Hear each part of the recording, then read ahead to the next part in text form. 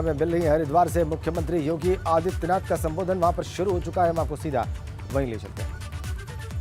सभी माननीय विधायकगण, जनप्रतिनिधिगण और जिनके आशीर्वाद से, जिनको साक्षी मान करके आज यहां पर एक कार्यक्रम हो रहा है पूज्य संत जनों की उपस्थिति में। यहां पर हमारे पूज्य संत जन, जिनका आशीर्वाद यहां पर हमें आज प्राप्त हो रहा है, इन सभी पूज्य संतों का, जिनकी उपस्थिति में पूज्य युग पुरुष स्वामी परमानंद जी महाराज, पूज्य स्वामी ज्ञानदेव सिंह जी महाराज, स्वामी रविंद्रपुरी जी महाराज, स्वामी भगत राम मुखिया जी, स्वामी चिदानंद मुनि जी महाराज, स्वामी यतीन्द्रानंद गिरी जी महाराज, स्वामी हरि चेतनानंद जी महाराज, स्वामी विष्णुदास जी महाराज, स्वामी महंत देवानंद सरस्वती जी महाराज, महंत ईश्वरदास जी महाराज, स्वामी शिव प्रेमानंद पुरी जी महाराज, महंत महेश पुरी जी महाराज, महंत अरुणदास जी महाराज, महंत चेताईनाथ जी महाराज, ऐसे सभी हमारे पूज्य संत जनों की एक लंबी श्रृंखला यहां पर है। मैं उन सबको नमन करते हुए उनका आज के इस कार्यक्रम में हृदय से अभिनंदन करता हूं, उनका हृदय से स्वागत करता हूं। आज का कार्यक्रम आपके सामने हमारे मंच पर अभी जिन महानुभावों का उद्बोधन आप सबको सुनने को मिला है, उससे बहुत स्पष्ट हो चुका है। उत्तराखंड बनने के बाद उत्तर प्रदेश और उत्तराखंड के बीच में संपत्ति विवाद चला रहा था और 21 वर्षों से यह मामला जब आपसी सहमति और संवाद से नहीं सुलझ पाया तो ये न्यायालय में चला गया और न्यायालय में जाने के बाद अनसुलझा हो गया। 2017 में जब मुझे उत्तर प्रदेश का मुख्यमंत्री बनाया गया और उसी समय भारतीय जनता पार्टी की सरकार से त्रिवेंद्र सिंह रावत जी के नेतृत्व में उत्तराखंड में बनी, एक मामला सुप्रीम कोर्ट में जो चल रहा था, सुप्रीम कोर्ट ने बहुत तीखी टिप्पणी की थी। मुश्किल से सरकार बने हुए एक सप्ताह हुए थे, इस समय तीखी टिप्पणी हुई थी। तो मैंने अपने उत्तर प्रदेश सरकार के अधिकारियों से पूछा, मैंने कहा ये न्यायालय को, माननीय न्यायालय को इसमें इतनी तीखी टिप्पणी करने की आवश्यकता क्यों पड़ी? क्या हम इसका समाधान बैठ करके नहीं कर सकते थे? लेकिन जो अक्सर नौकरशाही की प्रवृत्ति होती है टाल मटोल करने की, और उसके कुछ समय के बाद मेरे पास उत्तराखंड के माननीय मुख्यमंत्री जी का भी फोन आया कि हम लोग इस मुद्दे पर बैठना चाहते हैं। मैंने कहा भी हम बैठ करके इसका समाधान हम भी चाहते हैं और मैं आज धन्यवाद भी दूंगा और बधाई भी दूंगा श्री पुष्कर सिंह धामी जी को और उनकी पूरी टीम को कि यहां पर अलकनंदा उत्तराखंड सरकार को प्राप्त हो गया है और उत्तर प्रदेश को भागीरथी मिल गई है। भाइयों बहनों, भारत की जो जीवन धारा है, उस जीवन धारा की आत्मा है मां गंगा, और गंगा तब बनती है जब अलकनंदा और भागीरथी एक साथ मिलती है, तभी गंगा बनती है। तो ये भारत की एक उज्ज्वल जीवन धारा है, जिसको लेकर के जो प्रधानमंत्री मोदी जी की उस परिकल्पना को, एक भारत श्रेष्ठ भारत की परिकल्पना को साकार करता है कि लोकतांत्रिक रूप से चुनी गई सरकारें अपनी समस्या का समाधान संवाद के माध्यम से करेंगे और संवाद के माध्यम से समस्या का समाधान का एक उत्कृष्ट उदाहरण आपके सामने इन दोनों सरकारों ने एक साथ मिलकर के किया है कि आज से अलकनंदा उत्तराखंड सरकार के लिए और भागीरथी का जो नया निर्माण हुआ है, ये उत्तर प्रदेश सरकार के लिए यहां पर आज समर्पित किया जा रहा है। एक बहुत बड़ा अवसर है दो राज्यों के बीच में आपसी संवाद से समस्या का समाधान निकालना। और नहीं तो ये अंतहीन सिलसिला चलता, लोअर कोर्ट में, फिर हाई कोर्ट में, फिर सुप्रीम कोर्ट में, फिर सुप्रीम कोर्ट एक बार फैसला देता, फिर रिवीजन में लोग जाते, फिर उसके बाद जो है तमाम अन्य उसमें उलझाने के लिए 10 बहाने होते हैं। लेकिन हम लोगों ने मोदी जी से एक ही बात सीखी है कि मामले को उलझाना नहीं है, बल्कि उसकी जड़ में पहुंच करके उस समस्या का हमेशा के लिए समाधान निकालना है। और उसका समाधान के रास्ते पर उत्तर प्रदेश और उत्तराखंड सरकार दोनों मिलकर के आगे बढ़ रही हैं, जिसमें आज अलकनंदा जो होटल है वहां उत्तराखंड सरकार को, आज मैंने यहाँ पे उत्तराखंड के मुख्यमंत्री जी को उसकी चाबी सौंपी है। अब उत्तराखंड में अलकनंदा होटल का पूरा मुनाफा उत्तराखंड सरकार ले और उत्तर प्रदेश अपना पर्यटन आवास गृह के रूप में इस भव्य भवन को, जो आज पूज्य संतों के आशीर्वाद से यहाँ पर आज प्रारंभ हो रहा है, वह उत्तर प्रदेश वासियों के लिए यहाँ पर निर्मित होकर के हम यहाँ पर उत्तर प्रदेश को उपलब्ध करवा रहे हैं। एक साथ ये प्रक्रिया संवाद के माध्यम से समाधान के रास्ते पर निकल सकती है और उसी समाधान के रास्ते को आगे बढ़ाते हुए हम लोगों ने ये कार्य किया है।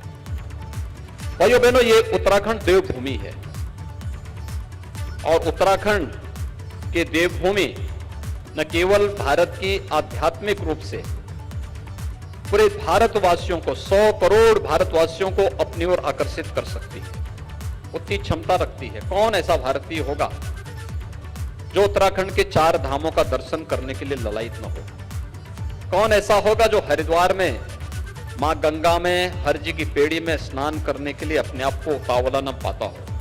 पूरा देश और पूरी दुनिया के अंदर बसा हुआ हर सनातन हिंदू धर्मावलंबी की इच्छा होती है कि हम लोग इस पवित्र धाम के साथ जुड़े। और मैं जब उत्तराखंड की बात करता हूं तो स्पिरिचुअल टूरिज्म के साथ साथ इको टूरिज्म की अपार संभावनाएं उत्तराखंड के अंदर मौजूद है। लाखों नौजवानों को नौकरी और रोजगार की संभावनाओं और स्वावलंबन के मार्ग पर अग्रसर करने की उन संभावनाओं को आगे बढ़ाने के लिए आज जिस मजबूती के साथ केंद्र और प्रदेश सरकार कार्य कर रही है, उसी श्रृंखला में आज केदारनाथ धाम जिस भव्य रूप में आया है, अभिनंदनीय है। प्रधानमंत्री जी के विजन का हम सब अभिनंदन करते हैं और उस विजन के साथ हम सबको जुड़ना होगा, हम सबको उसको जीवन में फॉलो करना होगा, उसको अंगीकार करना होगा। हम उसके पीछे चल करके हमारा क्या योगदान हो सकता है, इसके साथ जुड़ करके हम भी अगर अपनी भावनाओं के साथ उसे जोड़ने का कार्य करेंगे, अद्भुत कार्य हो सकता है। उत्तराखंड में केदारनाथ धाम आज संवर चुका है, बद्रीनाथ धाम प्रतीक्षा कर रहा है, वहां पर भी कार्य की परियोजना को आगे बढ़ाने का युद्ध स्तर पर कार्य हो रहा है। हरिद्वार पहले की तुलना में काफी विस्तार हुआ है, काफी अच्छी सुविधाएं मिली हैं। ऋषिकेश में भी उन प्रकार की सुविधाओं को आगे बढ़ाने का कार्य, उत्तराखंड बनने के बाद उत्तराखंड ने अपनी एक नई यात्रा प्रारंभ की है। विकास की यात्रा यहाँ की सुख और समृद्धि का आधार बने, ये हम सबके लिए अत्यंत महत्वपूर्ण है। और उसी दृष्टि से आज का एक कार्यक्रम उसी श्रृंखला को आगे बढ़ाने का एक अभियान भी है। मैं इस अवसर पर उत्तराखंड के अपने सभी भाइयों से यही कहूंगा कि हम सबको मिलकर के इस अभियान का एक साथ मिलकर के इसे आगे बढ़ाना होगा। भले ही राज्य अलग अलग होंगे, लेकिन भाव और भावनाएं तो दोनों की एक है, एक जैसी है, एक साथ मिलकर के चलने की जैसी है। और हम लोग मिलकर के हर काम कर सकते हैं, कहीं कोई समस्या नहीं है। अकेले उत्तर प्रदेश 25 करोड़ का बाजार आपके लिए पड़ा हुआ है। उत्तर प्रदेश आपके पास आकर्षित होकर के यहाँ के धामों का दर्शन करने के लिए आने के लिए उत्सुक है।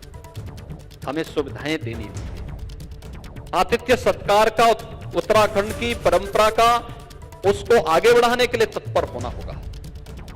और पूरा देश आना चाहता है, यानी आप 4 धाम की 6 महीने की यात्रा में ही देखेंगे इतना कुछ आप लोग यहाँ के माध्यम से समृद्धि ला सकते हैं। इसके माध्यम से बहुत कुछ संभावनाएं। और फिर मैं उत्तराखंड की जब बात करता हूं तो उत्तराखंड में हर सीजन में अलग अलग प्रकार की संभावनाएं होती हैं। मैं जब 4 धाम की यात्रा बंद होगी तो आपके कुमाऊं से जुड़े हुए नैनीताल और वहां के जो हिल स्टेशन है, जोशीमठ से जुड़े हुए जो आपके हिल स्टेशन है, या उत्तराखंड के जो अन्य उच्च हिमालय से जुड़े हुए जितने हिल स्टेशन है, ये सब फिर उसके लिए पलक पावड़े बिछा करके लोगों के लिए तैयार होते हैं कि लोग अगर पर्यटन के रूप में, श्रद्धा के रूप में आना है तो यहाँ के हर एक जगह हरिद्वार से लेकर के 4 धाम की यात्रा पर, हर एक डांडे पर और हर एक महत्वपूर्ण स्थल पर जो देव मंदिर हैं, शिवालय हैं, प्रमुख तीर्थ हैं, आप इनका दर्शन करिए। और अगर पर्यटक के रूप में आ रहे हैं तो मुझे लगता है कि देश के उन बिरले राज्यों में उत्तराखंड है जिसका फॉरेस्ट कवर भी बढ़ा है। यहाँ पर बहुत सारे ऐसे स्पॉट हैं जहां पर इको टूरिज्म की ढेर सारी संभावनाएं आज भी हम सबको लालायित करती, पूरे देश और पूरी दुनिया को अपनी ओर लालायित करती है। और उन संभावनाओं को विकसित करने की दिशा में एक कार्य जहां उत्तराखंड के अंदर हो सकता है, वहीं हम लोगों ने उत्तर प्रदेश के अंदर प्रधानमंत्री मोदी जी के इस विजन को बहुत अच्छे ढंग से आगे बढ़ाया है। आप सभी पूज्य संतों का आशीर्वाद प्राप्त हुआ था। भव्य कुंभ और दिव्य कुंभ कैसे हो सकता है, यह प्रयागराज ने आप सबके सामने प्रस्तुत किया। कुंभ की अवधारणा को आगे बढ़ा करके हर एक आयोजन को हम कैसे आगे बढ़ा सकते हैं। हमने विगत वर्ष वैष्णो कुंभ के रूप में वृंदावन में एक भव्य आयोजन करके उस कार्यक्रम को आगे बढ़ाने का कार्य भी किया था। और यही नहीं, आज आप में से तमाम पूज्य संतों को जब प्रधानमंत्री मोदी जी ने काशी में काशी विश्वनाथ धाम का लोकार्पण किया था, उस आयोजन के साथ जुड़ने का अवसर प्राप्त हुआ होगा। काशी विश्वनाथ धाम प्रथम चरण का कार्य पूरा हो गया, सेकंड चरण का कार्य अंतिम स्टेज में चल रहा है। इस मई के अंदर वह कार्य भी पूरा हो जाएगा।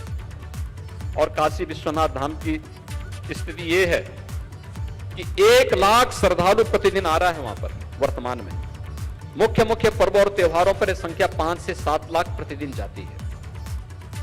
जिस काशी में हम एक साथ काशी विश्वनाथ मंदिर में 50 श्रद्धालु एक साथ एकत्र करने की क्षमता नहीं रखते थे, आज वहां पर हमारे पास 50,000 श्रद्धालु एक साथ एक समय खड़ा होना चाहेगा तो वहां पर काशी विश्वनाथ धाम के अंदर खड़ा हो सकता है, दर्शन कर सकता है, पूजा में भाग ले सकता है। इस प्रकार की संभावनाएं बनती हैं और यह संभावना वहां पर बनी है। इसमें पूज्य संतों का आशीर्वाद भी था, उनका सहयोग भी था। यह हो सकता है काशी के विकास में इससे योगदान होगा, लेकिन इस प्रकार का कार्यक्रम हमारे पूज्य संतों का सम्मान भी बढ़ाता है, उनके गौरव में वृद्धि करता है, उनके प्रति लोगों की धारणाओं को बदलता है। आज काशी विश्वनाथ धाम भव्य रूप में देश और दुनिया के सामने है। अयोध्या में मर्यादा पुरुषोत्तम भगवान श्री राम के भव्य मंदिर निर्माण के साथ अयोध्या दुनिया की सबसे सुंदरतम आध्यात्मिक और भौतिक नगरी के रूप में विकसित होती हुई दिखाई दे रही है। आप अयोध्या को देखेंगे, बहुत अच्छे ढंग से अयोध्या संवर रही है, नए उस पर आ रही है। मथुरा, वृंदावन, गोकुल, बरसाना, इस सब के विकास की कार्य योजना हमारी लागू हो चुकी है। ये सभी कार्य वहां लागू हो चुके हैं। ऐसे ही सुख तीर्थ का, ऐसे ही नैमिषारण्य का, विंध्यवासिनी धाम का, चित्रकूट का, महर्षि वाल्मीकि की जन्मभूमि का, लालापुर का, संत तुलसीदास जी की जन्मभूमि राजापुर का, ये सभी समग्र विकास की, आध्यात्मिक और भौतिक विकास की उन सभी संभावनाओं को लेकर के हम लोग आगे बढ़ रहे हैं। तो बौद्ध तीर्थ स्थलों के विकास के लिए, जैन पर्यटन स्थलों के विकास के लिए, सिख तीर्थों के विकास के लिए भी वहां पर प्रदेश सरकार निरंतर कार्य कर रही है। और केंद्र और प्रदेश सरकार मिलकर के जिन कार्यक्रमों को आगे बढ़ा रही है, आज वहां पर मूर्त रूप लेते हुए लाखों लोगों को अपनी ओर आकर्षित कर रहा है। अलग अलग आयोजन को एक इवेंट के रूप में प्रस्तुत करना। दीपावली का आयोजन अयोध्या के साथ जुड़ा हो, इस संभावना बहुत कम देखने को मिलती है, लेकिन भाइयों बहनों, आज दीपावली का आयोजन अयोध्या के साथ जुड़ गया है, अयोध्या के दीपोत्सव के साथ ही। आपने देखा होगा किस भव्यता के साथ हम उस कार्यक्रम को आगे बढ़ा रहे हैं। ऐसे ही होली का आयोजन वृंदावन और बरसाना के साथ जुड़े, ये नहीं होता था, लेकिन अब जुड़ चुका है। होली का उत्सव बरसाना के साथ जुड़ चुका है। ऐसे ही देव दीपावली उत्तराखंड में ही मनाई जाती है, लेकिन देव दीपावली की जब चर्चा हो रही है तो देव दीपावली काशी की मनाई जाती है। काशी की भव्य स्वरूप आप सबको देखने को मिलता होगा, काशी की देव दीपावली। हर एक आयोजन को, कृष्ण जन्माष्टमी, भगवान कृष्ण का जन्म उत्तर प्रदेश में हुआ, तो उत्तर प्रदेश के अंदर कृष्ण जन्मोत्सव का कार्यक्रम को भी इसी रूप में हम लोग लेने का कार्य कर रहे हैं। हर एक आयोजन को एक इवेंट के रूप में प्रस्तुत करना और उस इवेंट को यादगार बना देना, जिससे लोग उस दिन की प्रतीक्षा करें और फिर वहां आने के लिए पहले से ही तत्पर दिखाई दें। आज इस रूप में उत्तर प्रदेश समग्र विकास की उन कार्यक्रमों को आगे बढ़ा रहा है। पर्यटन की संभावना हो, उत्तर प्रदेश के समग्र विकास का हो, उत्तर प्रदेश की कानून व्यवस्था का हो, उत्तर प्रदेश के अंदर रोजगार का हो, उत्तर प्रदेश के अंदर ढेर सारी उन योजनाओं को जो एक सामान्य नागरिक के जीवन में परिवर्तन करने का हो, उन सभी कार्यक्रमों को आगे बढ़ाने के लिए हम लोग निरंतर वहां पर प्रयास कर रहे हैं। और मेरा मानना है कि कृषि के बाद सर्वाधिक पर्यटन की संभावना, सर्वाधिक रोजगार देने वाला जो क्षेत्र हो सकता है वो पर्यटन का हो सकता है। सर्विस सेक्टर में अपार संभावनाएं हैं, क्योंकि जब हम एक महत्वपूर्ण तीर्थ स्थल को, जिसे हम आज तीर्थ स्थल मान रहे हैं और हम आस्था के साथ जाते हैं, ये हमारी आस्था को पवित्र तो बनाता ही है, लेकिन भाइयों बहनों ये हमारी आस्था के साथ साथ ये हमारी राष्ट्रीय एकात्मता के तीर्थ स्थल भी हैं। राष्ट्रीय एकात्मता को पूरी ऊर्जा यहां से प्राप्त होती है। राष्ट्रीय एकात्मता को पूरी मजबूती और पूरा तेज और ओज वहीं से प्राप्त होता है। और उसी तेज और ओज के लिए इन सभी पवित्र स्थलों के पुनरुद्धार के इस पवित्र कार्यक्रम के साथ हम सबको जुड़ने का अवसर प्राप्त होता है। मैं कल गया था, पूज्य स्वामी रामदेव जी महाराज ने और आचार्य बालकृष्ण जी ने उत्तराखंड में यमकेश्वर विकास खंड में एक वेलनेस सेंटर की स्थापना की है। मैं देखा हूं, कल मैं लगभग 1.5 से 2 घंटे वहां पर था। कितना बेहतरीन केंद्र बनाया गया है।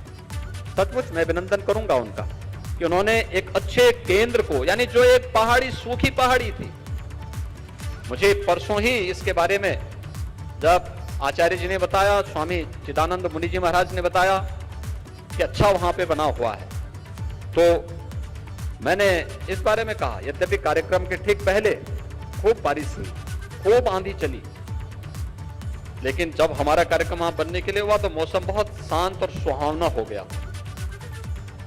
आप जब यहाँ टेम्परेचर में 45 डिग्री टेम्परेचर में यहाँ पर मैदानी क्षेत्र में रहे होंगे, तो हम लोग वहां 15 डिग्री टेम्परेचर में वहां पर उस क्षेत्र में भ्रमण कर रहे थे। उनके बगीचे में वहां पर हम लोग वेलनेस सेंटर, उस पूरे क्षेत्र में हम भ्रमण कर रहे थे।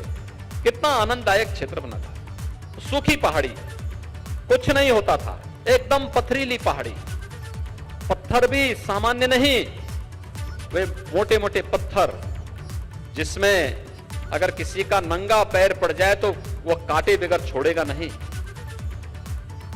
उस पथरीली जमीन पर आज कल मैं देख रहा था, मैंने वहां पर आड़ू खाया, खुमानी खाया। खुमानी मुझे परसों भी वहां खाने का अवसर प्राप्त हुआ। और कल मैंने फल देखे, वहां नींबू की अलग अलग वैरायटी देखी, चंदन के पेड़ देखे, 40,000 से अधिक वृक्ष, चंदन है, अरारोट है, आंवला है, नींबू है, खुमानी है, आड़ू है, ऐसी अलग अलग वैरायटी की पूरा जंगल लहराता हुआ दिखाई दे रहा। और आप अन्य पहाड़ियों से उसकी तुलना करेंगे तो एक नई आध्यात्मिक ओज वहां पर देखने को मिल रहा है कि किसी ऋषि की कर्म साधना का यह वास्तविक क्षेत्र बना हुआ है। और वह कर्म क्षेत्र की साधना का जो क्षेत्र बना है, उसका ओट और उसका तेज उस पहाड़ी के अंदर स्वतःस्फूर्त भाव के साथ देखने को जो मिला वहां पर मुझे, वो अद्भुत है। और केवल तीर्थ स्थल ही नहीं, वहां पर पर्यटन की संभावनाओं को विकसित करने के साथ साथ वेलनेस सेंटर, यानी अगर कोई बीमार व्यक्ति वहां पहुंच जाएगा तो अपने आप ठीक हो जाएगा। यानी अगर किसी को लंग्स की परेशानी है और उसको मास्क लगा करके चलने के लिए डॉक्टर अगर कहते हैं और उसको थोड़ी सी पॉल्यूशन में खांसी आने लगती है, वह 1 सप्ताह अगर वहां रह जाए तो पूरी खांसी गायब हो जाएगी, लंग्स फिर से मजबूती पकड़ने लग जाएंगे। और लंग्स तो शरीर का एक ऐसा हिस्सा है कि अगर वह कार्य नहीं करेगा तो शरीर का पूरा पंप स्टेशन ही समाप्त बैठ जाएगा। तो वह स्थिति वहां पर मुझे देखने को मिली। कितना अच्छा रमणीय स्थल के रूप में उसको विकसित किया है। यह पर्यटन के साथ साथ, वेलनेस सेंटर के साथ साथ वह उत्तराखंड के पलायन को रोकने और उत्तराखंड के अंदर आत्मनिर्भर भारत की प्रधानमंत्री मोदी जी की परिकल्पना को साकार करने का एक सेंटर स्थापित हो सकता है। और उस प्रकार के अनेक सेंटर विकसित किए जा सकते हैं जो उत्तराखंड के नौजवानों को रोजगार और नौकरी तो देगा ही, साथ साथ आरोग्यता के लिए उत्तराखंड की भूमि पर देश को आमंत्रित करने, एक तरफ 4 धाम की यात्रा चलेगी और दूसरी तरफ आरोग्यता की यात्रा भी चलेगी। एक साथ दोनों जब बढ़ेंगे, हम आस्था के साथ साथ आरोग्यता को भी जोड़ करके इस कार्यक्रम को आगे बढ़ाएंगे तो उसके बेहतरीन परिणाम वहां पर देखने को मिलेंगे और एक अच्छा प्रयास वहां पर हुआ है। मैं इसके लिए स्वामी जी का और आचार्य जी का हृदय से अभिनंदन करता हूं कि उन्होंने उस कार्यक्रम को वहां पर बढ़ाने का कार्य किया है। भाइयों बहनों, ऐसी अनेक संभावनाएं अलग अलग क्षेत्र में बन सकती है। मैं देख रहा था उत्तराखंड में अलग अलग व्यक्ति अपने तरीके से कुछ नया करने के लिए तैयार है। एक नया उत्तराखंड और डबल इंजन की सरकार है, इसका लाभ तो मिलना ही मिलना है। हर एक अच्छे कार्य में प्रधानमंत्री मोदी जी का सानिध्य है, उनका मार्गदर्शन, उनका सहयोग प्राप्त होता है। आज का जो एक कार्यक्रम है, यह एक भारत श्रेष्ठ भारत की प्रधानमंत्री मोदी जी की परिकल्पना को ही साकार करने का उत्तर प्रदेश और उत्तराखंड का एक सामूहिक पहल का परिणाम है, जिसमें हम लोगों ने इस कार्यक्रम को विस्तार से यहां पर प्रस्तुत किया है और ये चीजें आप सबको देखने को मिली है। मैं विश्वास के साथ कह सकता हूं कि जैसे आज अलकनंदा यहां पर हमने उत्तराखंड सरकार को सौंपा है और माननीय मुख्यमंत्री उत्तराखंड श्री पुष्कर सिंह धामी जी को उसकी चाबी सौंपी गई है कि अब इसको आप लीजिए, यह आपकी परिसंपत्ति भी उत्तर प्रदेश भागीरथी को लेकर के अपनी यात्रा को आगे बढ़ाएगा।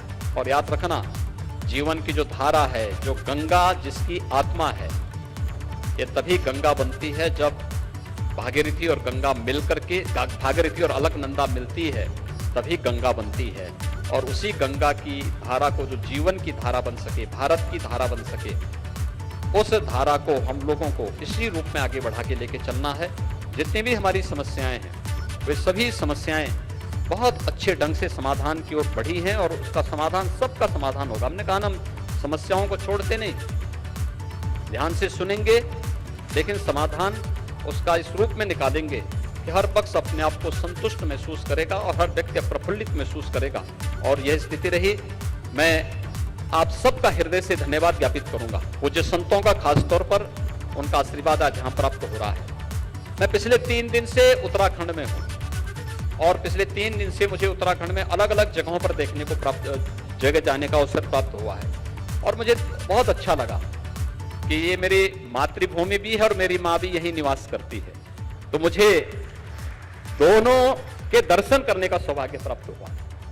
तो मुझे इन 3 दिनों में बहुत ही अच्छा, बहुत अच्छी अनुभूति, बहुत ही अच्छी चीजें यहां पर देखने को मिली। बहुत अच्छी दिशा में यहां पर उत्तराखंड अच्छे आगे बढ़ रहा है और मुझे विश्वास है कि उत्तर प्रदेश और उत्तराखंड मिलकर के यहां के विकास के लिए जो कुछ भी सहयोग हो पाएगा, उत्तर प्रदेश सरकार इसमें भरपूर सहयोग करेगी।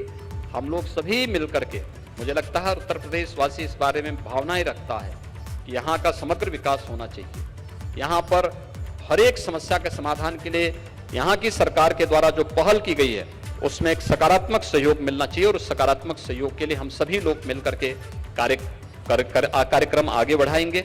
मैं एक बार फिर से यहाँ के माननीय मुख्यमंत्री जी का और उनकी पूरी टीम को हृदय से धन्यवाद दूंगा कि उनके सकारात्मक सहयोग से सभी कार्यक्रम समयबद्ध ढंग से आगे बढ़े। त्रिवेंद्र सिंह रावत जी ने जिस पहल को आगे बढ़ाया था, पुष्कर सिंह जी ने उसको चरम तक पहुंचा करके उसको समाधान के मार्ग तक आगे बढ़ाया है और आज यहाँ पर पूरी तरह समाधान के उस पर हम पहुंच चुके हैं। पूज्य संतों के सानिध्य में सारे कार्यक्रम यहाँ पर संपन्न हुए हैं और पूज्य संत तो वैसे भी उनका अपना कुछ भी नहीं होता, जो कुछ भी होता है लोक का होता है, समाज का होता है, राष्ट्र का होता है, धर्म का होता है। तो राष्ट्र और धर्म के लिए समर्पित इन पूज्य संतों के सानिध्य में सभी कार्यक्रम आज यहाँ पर संपन्न हो रहे हैं। मैं इसके लिए पूज्य संतों का एक बार फिर से अभिनंदन करता हूं। यहाँ के जितने भी हमारे जनप्रतिनिधि हैं, मीडिया के प्रतिनिधि हैं, उन सबको भी मैं हृदय से धन्यवाद देता हूं कि आप सबके कारण आज हमारा एक कार्यक्रम यहाँ पर पूरी भव्यता के साथ आयोजित हुआ है और हम लोग अब उत्तराखंड और उत्तर प्रदेश मिलकर के एक नए विकास की यात्रा की ओर अग्रसर होंगे, जिसमें यहाँ के समग्र विकास की, यहाँ के आध्यात्मिक और धार्मिक काया कलेवर को सुरक्षित रखते हुए एक नए काया के रूप में हम लोग इसको आगे बढ़ाने का कार्य करेंगे। मुझे पूरा विश्वास है कि हम दोनों मिलकर के प्रधानमंत्री मोदी जी के एक भारत श्रेष्ठ भारत के निर्माण में अपना योगदान दे पाएंगे। मैं एक बार फिर से आप सभी के प्रति हृदय से धन्यवाद देता हूं, आप सबका अभिनंदन करता हूं, अपनी शुभकामनाएं आप सबके प्रति व्यक्त करते हुए यहां पर मां गंगा को, जिनके सानिध्य में और जिनके तट पर यह कार्यक्रम यहां पर आयोजित हो रहा है, कोटि कोटि नमन करते हुए कि उनकी कृपा हम सब पर सदैव बनी रहे। मां वैष्णो देवी का और मां चंडी देवी का भी आशीर्वाद हम सब पर बना रहे। आज केदारनाथ धाम के भी कपाट खुलने हैं, तो कल खुलने हैं, कल कपाट खुलने हैं। 2 धाम यमुनोत्री और गंगोत्री के कपाट खुल चुके हैं और परसों बद्रीनाथ धाम के भी कपाट खुलने हैं। अब यात्राएं प्रारंभ हो चुकी है, यात्रा का हम आनंद लें और एक अतिथि सत्कार का उत्कृष्ट उदाहरण हम प्रस्तुत करें। उत्कृष्ट उदाहरण हमें प्रस्तुत करना होगा और मुझे लगता है कि यही हमारी पहचान बनेगी, यही उत्तराखंड को एक नई पहचान बनाने के लिए यह हमें आगे बढ़ाएगा। मैं एक बार फिर से आप सबके प्रति अपनी शुभकामनाएं देता हूं, पूज्य संतों का अभिनंदन करता हूं, उनका आभार व्यक्त करता हूं। उत्तराखंड सरकार को इस समस्या के समाधान के हृदय से धन्यवाद देते हुए अपनी वाणी को यहीं पर विराम देता हूं। धन्यवाद, जय हिंद। तो सीएम योगी आदित्यनाथ को आप सुन रहे थे, तमाम बड़ी बातों का जिक्र किया, अपने उत्तराखंड प्रवास का पूरा अनुभव भी साझा किया और बधाई भी दी पुष्कर सिंह धामी को और साधु संतों का भी आभार व्यक्त किया। तमाम बड़ी बातों का जिक्र। विकास के पथ पर दोनों ही राज्य लगातार अग्रसर हैं और एक भारत श्रेष्ठ भारत का जो सपना है उसको साकार करने के लिए दोनों